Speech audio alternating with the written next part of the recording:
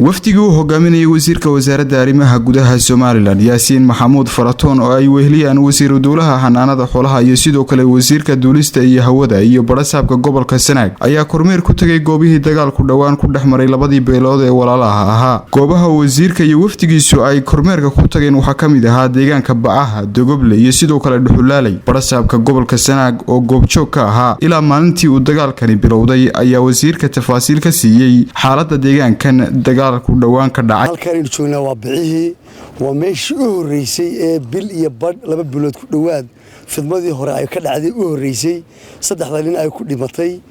tirada kale doorin ay ku dhaawacmeen waa halkan lafteeda weey oo tagi doona goobta halkan waa magaaladii halkii waaba ay ka dhigteen Bacaha iyo meelaha biyaha ka sidoo kale iyaguna waxa halkaasi ka hadlay odayaasha deegaankan oo ka waramay sida duruufta ciidan beeleedyada is hor fadhiya iyo sidoo kale xaalkoodu annagu waxaan u soo baxnay waxba haddana kuma kala qarsoona maleesiyaad baa iska jira dadkii go'dooda jira waxa soo dhan waa dhuxul aanu gacanta ku hayno gamaha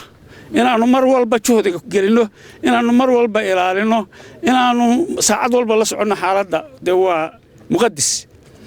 waayo sababtahay waxa weeye xukuumadda waxaanu kala qaadanay intii tamartayada inaan adkayno nabadda inaanu ilaalino xukuumadduna ay waajibkeeda qabsato waqtigan yahay wasiirka wasaaradda arrimaha gudaha Soomaaliland Yaasiin Maxamuud Faratoon ayaa ku bogaadiyay uqaasha deegaankan ee labada darafba sida adag ay nabadgelyada gacanta ugu dhigeen isla markaasina ciidanka qaranka ugu suurageliyeen inay nabadda gacanta ku dhigaan. Wasiirku waxa uu kormeer ku soo maray fadhiisimada ciidamada qaranku ay ku sugan yihiin ee deegaankan laantood aanay nabad ka jirteen isagoo markaasi fariin guud u diray gabi ahaanba bulshada deegaankan wada degan.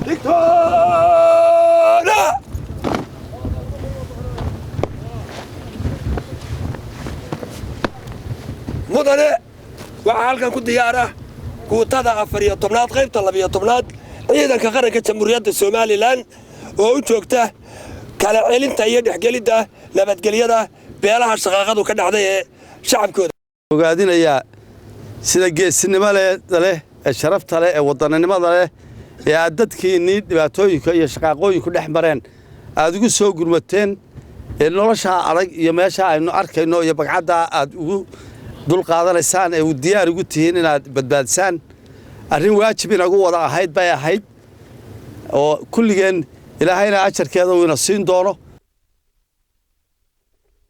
arkaan waa Dhuxulaalay waa ceelashii maxay dadku ka cabi jireen nasiib darrada shaqooyinka iyo waxa dhacay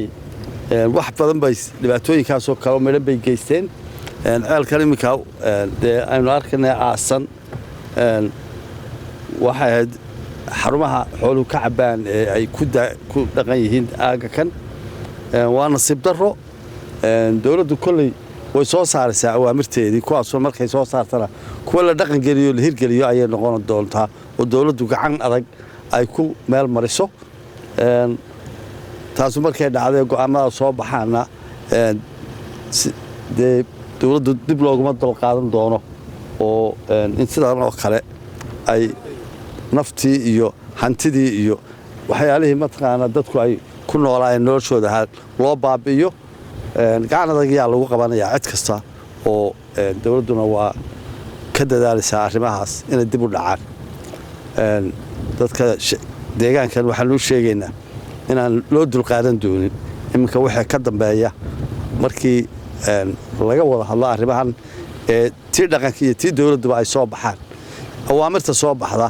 inay u dhaqmaan oo u hoggaansamaan sidaas laga doonaya. si kastaba ha ahaatee waa safarkii macquul galka ahaa ee si dhab ah xaaladda deegaankan mas'uuliyiinta xukuumadda Soomaaliland ay ku soo indheeyaan isla markaasina ay la kulmaan odayaasha madax dhaqameedka iyo sidoo kale waxgaradka deegaankan isla markaasina ay kala falanqoodaan xaaladda nabadgelyo iyo sida ay xukuumadda iyo sidoo kale labada beelood ee deegaankaniba ay u adkeyn lahaayeen. Cabdiraxmaan Ismaaciil Saciid, Bulsho TV, Alafweyn.